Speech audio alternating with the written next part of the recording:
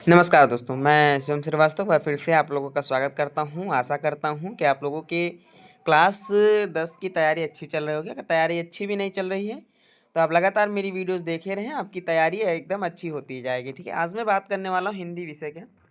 देखो, हिंदी विषय में मैं अगर आप लोगों से सही-सही कहूँ तो हिंदी एक ऐसा सब्जेक्ट है, अगर आपने कुछ भी नहीं पढ़ाई की, फिर भी कुछ ऐसी ट्रिक्स हैं जिनको लगाकर आप लोग मतलब कि पास हो सकते हैं। आप लोग एक अच्छे नंबर ला सकते हैं, विषय सम्मानजनक नंबर से पास हो सकते हैं। ठीक है?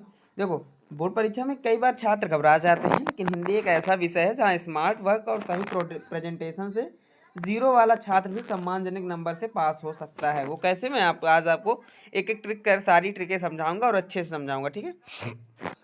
सबसे पहले तो आपको जीवन परिचय के बारे में बताता हूँ। जीवन परिचय की ट्रिक क्या है? जीवन परिचय की बॉक्स ट्रिक है। बॉक्स ट्रिक क्या है कि बच्चों, अगर उन्हें किसी लेखक या कवि का पूरा जीवन परिचय याद नहीं है, तो केवल वे एक बॉक्स या टेबल बनाकर 5 से 6 चीज़ें लिख देते हैं। ठीक है, 5 से 6 चीज़ें लिख दें। क्या क्या लिख दें? नाम लिख दें, जन्म स्थान और वर्ष लिख दें, अंदाजन भी लिख सकते हैं, कोई दिक्कत नहीं है। ठीक है, पिता का नाम, शिक्षा, मृत्यु, एक प्रमुख रचना जैसे मुंशी प्रेमचंद की गोदान है, ये सारी चीज़ें। ठीक है, अभी होता क्या है, एग्जामिनर को पूरा पैराग्राफ नहीं पढ़ता है, सिर्फ यह बॉक्स चेक करता है। अगर बॉक्स सही है तो पूरे 5 नंबर मिल जाते हैं, क्योंकि वो क्या चीज़ें चेक करेगा भाई। अगर किसी का जीवन परिचय है तो वह डीओबी चेक करेगा और डेट ऑफ डेथ चेक करेगा, और उसके अलावा कुछ रचना देख लेगा, सही लिखा है बस, बाकी स्थान स्थान उतना नहीं ध्यान देता है, वो सन देखता है। ठीक है, इस चीज़ को याद रखना। अब देखो यहाँ पर गद्यांश और पद्यांश 6+6 12 नंबर का आएगा। इसमें बच्चों को कुछ याद करने की जरूरत नहीं है, उन्हें ये स्टेप से समझाएं। क्या स्टेप से, मैं बताता हूँ आप लोगों को। प्रसंग और व्याख्या। प्रसंग और व्याख्या क्या है? प्रश्न में दी गई लाइनों को ही थोड़ा बदलकर अपने शब्दों में लिख दें।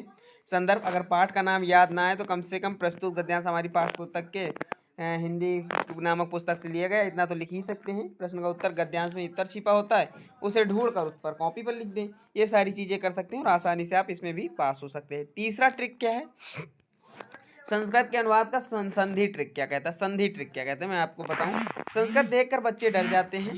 ठीक है, क्यों बच जाते हैं? क्योंकि संस्कृत के शब्दों को पढ़कर देखो, वो हिंदी जैसे ही लगते, जैसे पठत का मतलब पढ़ना, किम का मतलब कौन। ठीक है, ये सारी वर्ड बहुत कॉमन लैंग्वेज, थोड़ा सा सिर्फ आपको अटेंशन देना है और आपको सही विकल्प और सही आंसर मिल जाएगा। अगर अनुवाद बिल्कुल ना है तो संस्कृत की विसर्ग और हलंत हटाकर उसे हिंदी की तरह लिख दे। एग्जामिनर को लगेगा छात्र ने प्रयास किया है, और वो 5 में से 2 से 3 नंबर तो दे ही देगा। ठीक है, और कभी कभी ऐसा होता है कि आज जब हलंत और सब हटा देते हैं वो हिंदी रूपांतरण बन भी जाता है। अच्छा, मैंने देखा, ट्राई किया है। ठीक है, अब बात करें यहाँ पर निबंध में हेडिंग फार्मूला क्या होता है। हेडिंग फार्मूला के बारे में बताता हूँ। 9 अंक का लगभग लगभग हेडिंग मतलब कि निबंध आता है। निबंध में सबसे ज़्यादा नंबर मिलते हैं, और जो हेडिंग होते हैं उसे शीर्षक जरूर डालें, जैसे प्रस्तावना हो गया, विषय, अर्थ, महत्व। जैसे आप मान लो यहाँ पर आपने पोल्यूशन पर लिखा, पोल्यूशन मतलब हिंदी में वो ठीक है, पोल्यूशन पे लिखा, तो सबसे पहले आप क्या लिखेंगे? हानि, मतलब कि सबसे पहले लाभ तो इसके पोल्यूशन कोई होते ही नहीं है। सबसे पहले पोल्यूशन लिखेंगे, प्रस्तावना लिखेंगे। ठीक है, प्रस्तावना के बाद प्रकार लिखेंगे। प्रकार के अंदर आपका वायु प्रदूषण आ जाएगा, जल प्रदूषण आ जाएगा, मृदा प्रदूषण आ जाएगा, ध्वनि प्रदूषण आ जाएगा।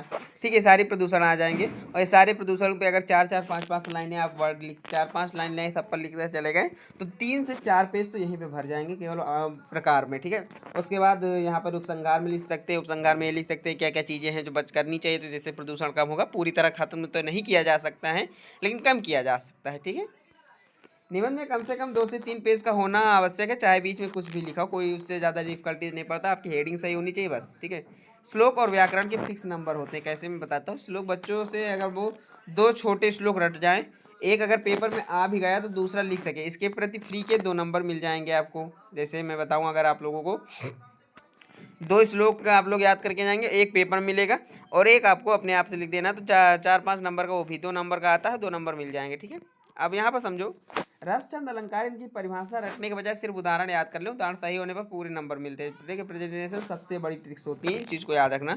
अगर रस और छंद आप लोगों को मतलब रस और छंद नहीं आता तो उसके उदाहरण लिख लीजिए। जैसे अगर मैं सिंपली आप लोगों से बात करूँ, उपमा अलंकार बोल दिया। उपमा अलंकार क्या है? उपमा मतलब अगर इसका आप लोग परिभाषा देखें, जहाँ उपमेय में उपमान की तुलना हो वहीं पे उपमा अलंकार होता। उदाहरण में आपका क्या हो जाएगा? पीतर पाद, पीपर पाद, सरिसमन डोला। ये इसका क्या हो जाएगा? उदाहरण हो जाएगा, सरिसमन डोला। ठीक है, ये इसका उदाहरण हो जाएगा। बट अगर आपको ये नहीं आता तो उदाहरण भी लिख सकते हैं। अब यहाँ पर समझो, कापी खाली न छोड़ें, कुछ भी लिखें, उसी सवाल से जुड़ा हुआ लिखें, लेकिन कापी भरो। ठीक है, काट पीट ना करो। अगर कुछ गलत हो जाए तो उसे बस एक लाइन से काट दें, उसे गंदा ना करें। अगर कुछ गलत भी हो रहा वर्ड तो काटे भी मत, एग्जामिनर उस पर ध्यान ही नहीं देगा, सिंपली से निकल जाएगा। ठीक है। लिखावट में बारे में बात करूँ, साफ सुथरा लिखने पर एग्जामिनर का मूड अच्छा होता है और वह फेल नहीं करता। और हिंदी में वैसे भी एग्जामिनर कभी बहुत रेयर केसेस में फेल करता है। और अगर आप हिंदी में फेल हो गए तो फिर आप किसी भी विषय में पास हो, कोई दिक्कत वो मतलब कि ये नहीं कि आप पास हो जाएंगे। ठीक है, इस चीज़ को याद रखना। और यहाँ पे मैं पासिंग मंत्र भी आपको बताने वाला हूँ, ध्यान से सुनना क्या पासिंग मंत्र है मेरा। मैं एक इस हिसाब से समझा रहा हूँ ताकि आप किसी और को भी समझा सकते हैं। अगर सवाल का जवाब नहीं आता है तो हार मत मानो, सवाल को 2 बार पढ़ो, उससे मिलता जुलता भी जो भी दिमाग में आए उसे सुंदर राइटिंग में लिख दो। यूपी बोर्ड में कापी भरने और हेडिंग डालने के नंबर मिलते हैं। ठीक है, यूपी बोर्ड में हेडिंग डालने और कॉपी भरने के नंबर मिलते हैं, इस चीज़ को याद रखना। ठीक है, तो लगभग सारी ट्रिक्स मैंने आपको बता दी हैं। 6 ट्रिक्स मैंने आपके साथ साझा की हैं और इन 6 ट्रिक्स में मैंने ये बताया आप लोगों की पास होने की ट्रिक्स। ठीक है, मैं कोई ये दावा नहीं करता ये सारी चीज़ें, हाँ, लेकिन ये गारंटेड कह सकता हूँ अगर ये सारी चीज़ें आप करके आएँ तो गारंटेड आप पास हो जाएंगे। फेल तो आप होंगे ही नहीं 100%, भले ही 25-30 नंबर ही आए लेकिन 100% आप फेल नहीं होंगे। ठीक है, अब यहाँ पर बात करते हैं कि जैसे आप लोग जानते हैं मेरे चैनल पर लगातार सारे सब्जेक्ट्स के मॉडल पेपर हो गए, इंपॉर्टेंट क्वेश्चन हो गए, मोस्ट इंपॉर्टेंट बहुकल्पीय प्रश्न हो गए, ऐसे क्वेश्चन आप लोगों को लगातार कराए जा रहे हैं। और लगभग 2 महीने हुआ है अभी हम हाई स्कूल की तैयारी कराते हुए और 2 महीने में आप लोगों ने अच्छा प्यार भी दिया है। और मैं यही उम्मीद करूंगा आगे भी आप लोग ऐसे ही सपोर्ट करते रहें। 200 से ज़्यादा सब्सक्राइबर हो गए, वो भी उस क्षेत्र में जहाँ पर बहुत बड़े बड़े चैनल्स पड़े हुए हैं, पर आप लोगों का सपोर्ट, आप लोगों का साथ मुझे लगातार दिखता रहता है। आगे भी ऐसे ही दिखाते रहें। मैं लगातार आप लोगों के लिए क्वेश्चन पेपर, मल्टीपल क्वेश्चंस और ऑब्जेक्टिव क्वेश्चंस को लेकर आता रहूँगा। आगे अभी क्लासेस की संख्या भी बढ़ेंगी, वीडियोस की लेंथ भी बढ़ेंगी, एक एक दिन में एक चैप्टर समाप्त होगा, ध्यान से पढ़ते रहें। ठीक है, मेरा यही वादा है आप लोगों से कि मैं हर चीज़ आप लोगों को हमेशा फ्री में देता रहूँगा। अगर आपको ये PDF चाहिए, मैं बता दूँ ये PDF कहाँ मिलेगी आप लोगों को। अगर आपको ये PDF चाहिए, ये नहीं कोई भी PDF चाहिए, एनी PDF मेरे चैनल संबंधित कोई भी PDF हो तो आप लोगों को सिंपली टेलीग्राम चैनल पे मिल जाएगी। ठीक है, टेलीग्राम चैनल का लिंक मैं अभी प्रोवाइड नहीं करा रहा हूँ आप लोगों को, बहुत जल्द मैं वो लिंक प्रोवाइड कराने लगूंगा। फिर भी अगर आप लोग कमेंट करेंगे तो मैं आप लोगों को सीधे मेल कर दूंगा। मेल इसलिए कर दूंगा ताकि आपके पास सीधे वो पहुंच जाए और इससे आप लोगों को आसानी होगी। ठीक है, या फिर मैं डिस्क्रिप्शन बॉक्स में ही गूगल ड्राइव का लिंक फिक्स कर दूंगा जिससे आप लोग जाकर उससे सीधे PDF को डाउनलोड कर सकते हैं। ठीक है, तो आशा है, उम्मीद है कि आप लोगों को ये चैनल पर चैप्टर पसंद आया होगा और आपको जो ट्रिक्स मैंने बताई हैं वो ट्रिक्स भी आपको समझ में आई होंगी। देखो अभी बहुत समय है, आप हिंदी ही नहीं मैथ भी एक अच्छी तैयारी कर सकते हैं, साइंस की भी अच्छी तैयारी कर सकते हैं। रिवीजन तो कर ही रहे होंगे आप लोग लगातार, मेरे चैनल पर आप लोगों को ऑलरेडी क्लासेस मिल ही रही हैं। आगे भी ऐसा नहीं कि मिलेंगी लगातार मिलती रहेंगी। अब तो हमने शुरू ही कर दिया है तो अब चलता जाएगा। ठीक है, मिलता हूँ किसी और वीडियो में किसी और टॉपिक के साथ, तो तब तक के लिए धन्यवाद।